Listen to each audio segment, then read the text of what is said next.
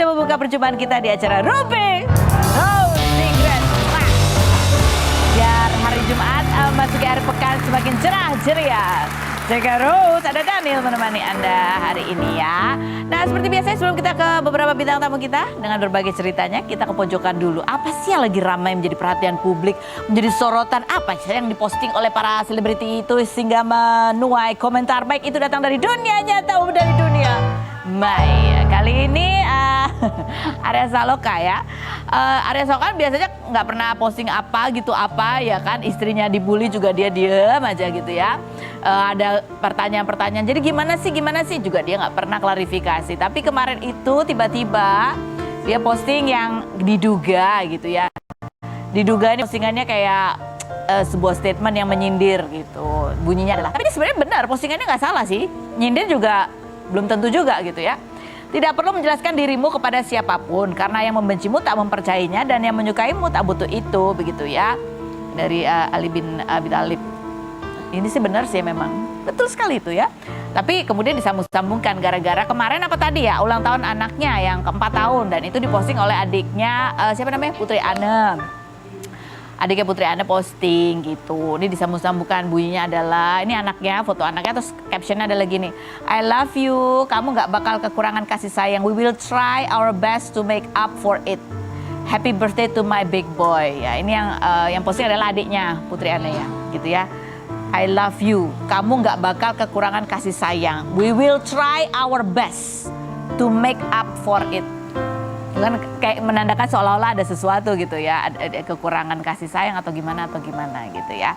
Mungkin dugaannya gara-gara postingan ini kemudian mungkin banyak orang yang jadi berkomentar di Instagramnya Arya Saloka kali ya, sehingga Arya Saloka membuat postingan itu gitu. Komentar netizen cuma kita baca, bunyinya adalah, ada laki model gini, dah salah nggak mau ngaku, dikira nikah kayak pacaran kali katanya. Yang berikutnya, laki-laki emang gitu, udah dia yang salah, dia pula yang seolah jadi korban. Lanjut, berikutnya, yang diem aja lah dari awal, bini lo dihujat juga lo diem aja, jadi kagak heran orang mah katanya gitu.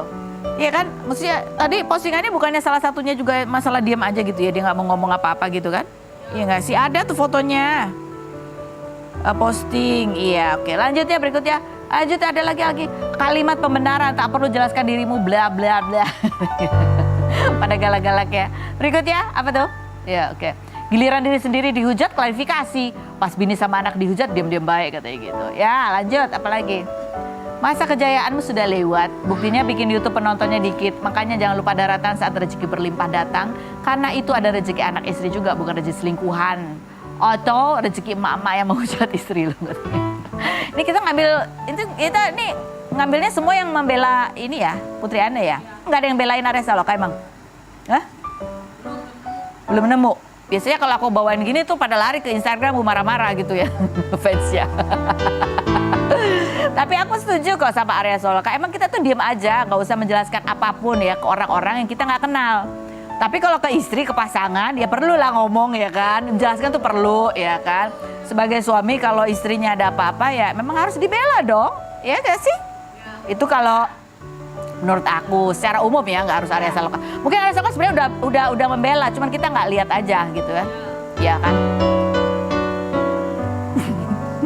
Oke, aduh hari ini mungkin kalau ada yang marahin aku ya udah siap-siap Jumatku keisi dengan ngeblok-blok gitu ya orang-orang yang lagi marah-marah. Oke baik, kita masuk ke bintang tamu kita yang pertama aja ya. Ada Ibu Davirgon, Ibu Eva Pandorong dan juga kakaknya Feby. Kita lihat dulu profilnya berikut ini. Baiklah, kita bersama dengan Bapak Eva dan juga Feby begitu ya. Ini kemarin mereka juga ramai menjadi pemberitaan setelah kemarin hadir sebagai saksi di kasus sidang perceraian untuk memberikan kesaksian seputar ini ya, untuk memutuskan hak asuh anak gitu ya. Ada postingannya ya. Ini postingannya Feby, coba kita baca bunyinya adalah gini ya. Yang sana semakin banyak dramanya dan kepalsuannya. Yang melakukan kekerasan pada anak siapa? Malah teriak-teriak seolah lakinya yang melakukan kekerasan. Gak salah sih, itu jago banget mulutnya bersilat. Makin kelihatan untuk perempuan kelicikannya. Ngeri shy, demi apa namanya kalau bukan duta. Ya ujung-ujungnya yang dia pingin gapai. Duta itu maksudnya apa? Duit ya? Gapai semua anak hanya dijadikan alasan. Oh ini kamu menganggapnya bahwa hak asuh anak itu diperjuangkan Inara itu semata-mata untuk duit gitu? Ya kan pada awalnya itu kan sebenarnya anak itu mau dititipin ke adikku. Siapa yang meminta? Inara bilang. Kapan? Ada bukti chatnya, dia bilang awalnya dia mau ada rencana untuk ke Amerika. Karena dia ikut sama kakeknya, mau cari kesempatan lah. Mungkin karena begitu banyak pemberitaan dan masalah, jadi dia mungkin mau sementara ke sana. Terus dia bilang, "Kak, nanti Virgon dititipin sama kakak aja tinggal," katanya, Virgon. sama aku. Jadi dititipin Virgonnya? Virgonnya. Terus dia bilang, "Nanti anak-anak ya udah, nanti biarin aja sama dedinya," katanya. Oke, itu kapan dia ngomong? Waktu awal yang 4 bulan yang lalu. Oh masih, ini udah mulai ramai di media sosial. Dia gitu bilang tinggalnya nanti sama dedinya. Kok begitu? Tapi ada deal-deal yang dia mau. Oke. Nah, tapi setelah deal-deal itu kayak apa ya? Bulanan udah pasti. Bulanan, terus udah gitu royalti dan gono gini, harta gono gini. Setelah deal-deal itu apa yang dia mau itu dia sudah keinginannya sudah dipenuhi, baru dia pergi ke sana. Oke. Baru nanti anak sama dedinya. Tapi setelah deal-deal yang dia mau, kalau deal-dealnya oke, artinya sesuai dengan apa yang dia mau, dia baru berangkat. Oke. Nah, tapi ternyata pas semenjak kejadian ini mungkin ada apa ya namanya di hal begini kan juga kadang-kadang ada sesuatu yang baik juga, artinya dalam segi apa ya, sekarang dia udah punya pemasukan yang lebih gitu, kerjaan. Jadi mungkin dia agak enjoy ya, akhirnya mungkin dia berubah pikiran untuk mengurungkan niat ke sana untuk saat ini. Jadi dia udahlah, kalau memang di sini ada penghasilan besar dijalanin aja. Iya, mungkin itu jadi pertimbangannya. Iya. Sehingga kalau dia sudah bisa memenuhi kebutuhan anak-anaknya kan ya udah dia bisa juga. Tapi deal-dealnya tetap. Ya kalau harta gondok gini kan memang wajar ya. Tapi ya maksudnya dia juga minta aku untuk bantu aku lah Kak, karena kakak ada andil dalam membesarkan Virgon. Ya ibaratnya dia ngerayu aku, nyogok aku. Nanti kakak adalah bagiannya untuk kakak, seperti itu. Iya, untuk Tapi apa? kan aku nggak mau, karena kalau memang aku mau nolong nggak usah pakai harus dibujuk, harus disogok, nggak perlu. Tapi itu kan sebenarnya ya maksudnya kalau menurut aku ya, kalau pernikahan kan gono gini kan gono dan gini ya, baik itu aset maupun juga hutang, itu kan memang dibagi dua sewajarnya. Terus sudah bulanan juga untuk anak-anak itu kan. Kenapa sampai dia harus membujuk KVB? Membujuk untuk royalti. Oh, untuk royalti. Untuk kita setuju, untuk kita menghadap ke ya labelnya itu ya, untuk supaya deal-dealannya yang dia mau itu tercapai semua. Karena secara ini kan adik saya pencipta lagunya, vokalisnya nyanyi dia. Jadi sebenarnya kalau inspirasi lagu itu kan bisa datang dari mana aja Kak Ros gitu loh. Artinya sebenarnya gimana kalau misalnya Virgon mau ngasih, ya udahlah ini segini, tapi kan nggak ada yang namanya aturan harus dapat gitu sebenarnya royaltinya. Tapi kan memang bisa kebijaksanaan aja sih bisa dibicarakan. Iya. Nggak, maksudku kenapa dia ngomongnya ke Kak Febi? Apakah karena ngomong ke Virgon karena aku susah? bisa berperan, bisa membantu. Kalau kita udah bersuara, ibaratnya dia pegang kepalanya nih, ekornya udah pasti ikut. Oh, maksudnya begitu. pegang kepalanya, kalian ini kita bisa... ya akhirnya kita ngomong sama kakak ya. Ngomong sama kita sebagai alat bisa lah. kebantu. Dia gitu. pegang kita untuk sebagai alat, untuk bisa menghadap, untuk bisa disetujuin gitu loh. Baik, ini mengenai pernyataan kalian ya, mengenai kan kalian menyebutkan bahwa ya sebenarnya Inara juga kalau sama anak juga gitu, kalau mendidik ada kasar-kasarnya. Salah satu buktinya ada colokan listrik. Kalau colokan listrik itu kelalaian lah. Oh, kelalaian. Ya. Oke. Bukan yang ke situ arahnya, lebih ke mendidik anak langsung, bukan kelalaian. Oke. Tapi sebenarnya kita pengen tahu gitu ya, ini memang diminta sebagai saksi. Apa yang membuat kemudian kalian akhirnya mengkonter itu, itu apa karena memang kalian pengen banget itu hak asuh ada di Virgon atau apa? Atau karena ada pernyataan Inara yang membuat kalian bereaksi? Gini, saya bicara ya. Kemarin saya diminta untuk jadi saksi, plus orang-orang yang berkompeten jadi saksi ya tentunya. Tapi ya pertanyaan daripada orang-orang yang ada di sana seperti hakimnya, ininya semua bertanya sama saya tentang kekerasan untuk bagaimana hal yang biasa lah kalau ibu-ibu pukul anak kan gitu, pukul anak hal yang biasa. Tapi apa namanya? Kalau saya bilang, kalau orang menyanyi bilang tenor, kekuatan power mukul itu kan ada ini. Ada level sama anak-anak. Bagaimana sama anak-anak kalau itu mau bukan mukul anak-anak yang untuk mendidik, bukan. Saya sampai menjerit, Virgon sampai turun dari lantai 3 dari studio. Ada apa, sampai begitu. Kebayang nggak kalau udah seperti itu, tahu dong berarti ada masalah kan gitu. Udah sampai saya nangis-nangis teriak-teriak. Tapi itu terjadi ketika anaknya udah 2 gitu ya? Enggak, Atau dari sudah anak 3. pertama? Oh, sudah 3. Sudah 3. Oh, sudah Itu 3. baru kira-kira 6 bulan yang lalu. Oh. Sebelum kejadian sebulan. Sebelum kejadian publik tahu gitu. Tapi berarti permasalahan antara Inara dan Virgon udah ada sebetulnya kan? Ya, Udah dan dia terakhir Virgon itu matanya berlinang-linang waktu itu yang saya, ayo kita ketemuan nak gitu kan. Heeh. Terus yang aku peluk-peluk dia cerita. Kemarin saya nggak mau cerita karena menyangkut hak asuh anak nantinya kan gitu. Nah itu Virgon bercerita, Mi, gimana ya cara ngerubah dia ya Mi? Sama anak-anak kasar separuh mati kayak begitu. Virgon tuh sampai berlinang-linang karena si Starla itu anak perempuan satu-satunya kan. Dan itu dari kecil aku yang kasih makan, aku yang kasih mandi, aku yang kasih ini. Kan gitu. Jadi dia bercerita ke saya, maksudnya aku juga sedih loh Mi. Ketika dia berbuat hal yang seperti itu. Mama lihatnya setelah anaknya 3 atau dari dulu, dari awal? Dari setelah, waktu anaknya 2 juga begitu. Cuman mungkin anaknya masih kecil, ya belum seperti yang sekarang ini gitu loh. Tapi kan ada juga orang yang mengatakan ya mungkin itu juga mungkin ya emosional karena masalah juga yang sedang dihadapi terkait dengan Virgon. Bisa jadi. Berarti kan Virgon juga andil. Maksudnya membuat apa ya situasi secara emosional juga. Karena pernah jadi ibu ya, agak capek dan emosi itu kan hal yang mungkin juga terjadi. Saya kan? juga single fighter gini, anak saya 2 ya. Ada anak saya, angkatan saya juga 1. Kecil-kecil ya, dari orok semua ini 3 ya. Coba tanya anak-anak saya mukul mereka kayak apa? Saya sampai ini, Kak, kamu udah kelas 3, nggak usah dipukul. Itu saya siapin rotan yang kecil, yang panah-panahan. Itu aja saya pukul, dendamnya separuh mati sampai sekarang. Makanya saya bilang. Iya, coba kita baca komentarnya netizen bunyinya apa ya di antaranya. Apa sih mama sama kakak iparnya ikut campur terus padahal anak mantunya udah pada setuju ini soal hak asuh anak ya kan. Benarkah bahwa ini kalau dari pihak sana kan gitu mengatakan bahwa Virgon sendiri mendidik anak juga sama kok gitu. Ada juga gitu mereka punya cara. Salah satunya buktinya adalah masalah ada borgol gitu. No. ya, oke. Sebenarnya gini, adikku itu bukan tipe ayah yang main tangan, bukan tipe ayah yang keras. Itu nggak benar Karos, sama sekali. Tapi waktu itu memang benar ada borgol. Tapi borgol itu adalah borgol anak-anak borgol mainan.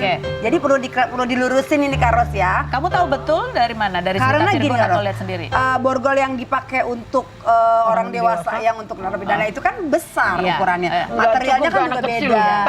Kan beda. Kalau ini memang berarti gini, kita bukan menyetujui untuk cara mendidik seperti itu. Tetapi kalau kita diperhadapkan 2 pilihan, lebih baik KDRT anak atau cuma disetrap seperti guru lagi kamu nakal ya. Ya udah, kalau kamu nakal jadi hukum di sana. Cuma begitu loh Karos. Jadi beritanya itu sebenarnya nggak separah itu. Itu cuma borgol anak kecil yang dihukum Dedi sama anaknya lagi nyetrap gitu loh. Ya, ini seandainya ini kan ya kalian memberikan kesaksian gitu. Tapi seandainya memang ini kan Virgon yang kemudian sempat gitu ya mengajukan gugatan hak asuh anak. Nah, kalau dia menang, emang siapa yang mau mengasuh? Kita. Saya sudah janji sama anak saya ketika nanti sudah is okay hak perwalian anak sama Virgon, saya berhenti untuk warawiri seperti ini. Lebih fokus gitu ya, Mam? Dan dulu juga kan saya nggak mau nongolin muka kayak begini. Istilahnya anak saya sebagaimana populernya. Enggak, saya bilang kamu aja lah di situ. Yang penting aku lihat cucu. Nah, kalau memang nanti di kemudian ini bisa saya pertanggungjawabkan. Tapi bukankah lebih baik dibesarkan oleh ibunya dan bapaknya? Saya pun tidak melarang mamanya. Kalau memang sampai hal seperti itu, silakan mamanya monggo mau nginep di rumah, kawinin anaknya 2 hari, nggak jadi masalah buat saya. Nggak, kenapa sih maksudnya gini ya, latar belakang kenapa akhirnya mau ada gugatan hak asuh anak? Apakah ini benar-benar memang apa istilahnya tidak layak banget gitu Inara, atau ini sebenarnya hanyalah bentuk kemarahan gitu? Sebenarnya itu karena terlalu keras cara mendidik anak sampai maaf nih Karos, ada main fisik lah. Seperti itu. Jadi untuk perkembangan anak kurang bagus kan Karos. Jadi kita juga menginginkan hak asuh anak itu jatuh di tangan kita. Adikku pernah bilang, kakak siap punya anak 4, anak aku kan 1, anak dia 3, nggak masalah. Nggak, ini ide dari siapa sebenarnya? Ide untuk menggugat hak asuh anak dari siapa? Dua-duanya mau. Dua-duanya itu siapa? Mereka berdua, Inara mau, adik saya mau juga. Oke, enggak, maksudnya kalau anak di bawah umur 12 tahun kan memang Oh, sama memang sama sebenarnya ibunya, memang ya kan? sebenarnya lebih baiknya sama maminya. Iya. Tetapi karena cara mendidik maminya terlalu keras sehingga ada main fisik terhadap anak, jadi kita juga menginginkan hak asuh anak itu jatuh ke tangan kita. Kita berupaya juga Oke, berjuang. baik. Oke, ini juga pernyataan Inara begitu ya, bahwa Virgon itu juga sempat menyatakan bahwa akhirnya dia sudah menyetujui hak asuh anak itu jatuh ke tangan Inara gitu, ibunya. Dan juga ada juga kesepakatan secara lisan ya, tentang hak Gonogini begitu ya. Coba kita lihat, ada cuplikan wawancaranya berikut ini. Sempat ngomong nggak gitu bahwa dia akhirnya ya udahlah hak asuh anak di tangan Inara. Itu kan Karena juga- kalaupun dia dapat oleh Virgon juga yang ngasuh kan bukan Virgon gitu. Karena itu kemarin cuma ini aja sih, mungkin ada pihak lain kayak keluarga atau orang yang terdekat cuma baru ngomong ya udah nggak apa-apa kalau memang Inara menginginkan hak asuh anak, tapi ada deal juga deal yang mereka sepakati, tapi itu juga cuma baru ngomongan yang belum matang gitu loh, Karos. Deal-dealan apa sih sebenarnya, apa Ya, yang belum kalau putus? misalnya mungkin masing-masing cabut gugatan begini begitu loh, Karos. Gitu, ada minta begitu. Nah, tapi gitu loh. karena oh iya aku ingat. Gugatan Dia soal minta- perempuan yang bukan, itu. Bukan. Bukan. Dia minta Gugatan soal Virgo melakukan. ada itu terkait ada. Melakukan apa sih tindak terkait, ya tidak ada banyak di luar pernikahan nggak itu. dibuktiin. Eh? Nggak ada pembuktian. Ya kan masih berjalan. masih Ah. berjalan. Itu. Jadi menjadi bargaining begitu? Tapi intinya sebenarnya dari Virgon ke kita langsung itu belum ada. Karena kalaupun ada kita kemarin jadi saksi ngapain? Gila gitu loh. masih berjuang karena. Baik. Tapi kalau tadi Inara mengatakan bahwa mungkin karena sekarang kan masih neneknya gitu, tantenya juga pengen ketemu cucunya, merasa bahwa dari kemarin kan Iya. Mama mengatakan bahwa kok susah sih ketemu gitu. Iya. Sebenarnya kalau apa yang diutarakan Inara ini menurut Mama gitu ya, masih bisa diberbagi nggak sih? Karena kan Virgon kalau kita lihat di postingannya Virgon diperbolehkan gitu ketemu anaknya. Gini, gitu. gini. Kenapa nggak ikut aja sama Virgon kalau Gini ketemu ya, anak? kemarin kenapa saya sial sampai tidak mau anak saya tinggal sama saya? Inilah yang saya antisipasi. Ketika nanti anak saya tinggal sama, lihat dilindungin sama mamanya kan. Virgon sendiri tinggal di tempat-tempat alat-alat bandnya itu loh. Yalah, pokoknya Posko. Nah, itulah yang saya jaga. Jangan sampai ada omongan, lihat tuh, di bawah ketek maknya terus kan. Tuh lihat, tinggal sama maknya kan. Saya nggak mau kan waktu itu. Ya. Tidak. Apapun itu, kamu pulang. Oke. Dia belum mau pulang. Iya. Kemarin saya tekan lagi, pulang ya nak. Pulang kemana nih? Ke rumahnya. Itu rumahmu. Sama Itu Inara? anakmu. Iya. Oke. Bikin kamarmu sendiri, kunci. Kalau kau datang sama anak-anakmu, kau tidur di situ. Jangan sampai kalian patah begitu aja. Ini anak-anak jadi kehilangan sosok emaknya, kehilangan sosok bapaknya. Bapaknya. Bukan hanya uang yang kalian kasih, bukan hanya sekolah yang hanya kalian kasih sama anak-anak ini. Sentuhan, ya kan, sama anak-anak ini. Apapun itu kalian yang tahu nanti di satu saat. Kalian yang ngerasain. Kenapa anak-anak bisa broken home? Inilah side effect dari yang kayak begini. Oke. Tapi sebenarnya komunikasi Mama sendiri sama Inara tuh gimana sih sampai dia ngerasa kayak nggak nyaman gitu Nggak dianggap sebetulnya. anak Iya itu. Bukan, saya sumpah demi Tuhan selama ini saya nggak pernah ngomong kasar. Atau apapun, ya selalu saya ngomong ini, kau nggak boleh kayak begitu, kau seperti ini. Ke Inara? Tapi itu ya, tapi kalau yang kemarin itu saya udah meluap. Apa yang dia post semua saya bacain semuanya. Alangkah baiknya saya seperti itu, kenapa? Besok, nggak sama anak saya pun dia akan bisa merubah sikap. Oke. Tapi ya, ya maksudnya ada momen-momen memang emosi tapi nggak selalu gitu ya. Iya. Jadi ini kalau misalnya untuk the meantime sebelum ada putusan mungkin ini bisa akan lebih baik ada dari Mama mungkin mau. Saya sebenarnya tidak mengharap ini cerai ini, saya nggak mengharap. Mengharap ya. Nggak, sumpah demi Tuhan saya nggak mengharap. Sampai di pengadilan pun saya disumpah kemarin di atas Alkitab. Saya tidak mengharapkan Pak perceraian ini. Tetapi yang punya hati kan mereka berdua. Kalau mereka bilang mau pisah, saya bisa ngomong apa? Betul. Mereka bilang bujuk, masa saya bilang saya pisah? Nenek gila kan? Nggak mungkin lah saya kayak begitu. Ya, ya ini namanya juga keluarga ya, ditaruh di tengah-tengah gitu antara Virgon dan Inara ya. Tapi sebagai keluarga kan memang ya begitu ya. Apa yang kalian tahu itu yang kalian utarakan pada saat itu persidangan. Ini kita masih mau ngobrol lagi nggak sama Mama? Nanti kita akan ngobrol lagi sama Mama Eva dan juga Kak Feby ya. Kita ngobrol lagi dulu sama Igor Saikoji begitu ya. Ini Igor Saikoji turun berapa? 35 kg. 35 kg dan dulu mengatakan bahwa dulu tuh ketika makan itu adalah bagian dari dia itu secara emosional gitu. Emosi apa sih yang menyebabkan Igor kemarin merasa bahwa ya makannya tidak terkontrol. Kita lihat dulu profilnya berikut ini.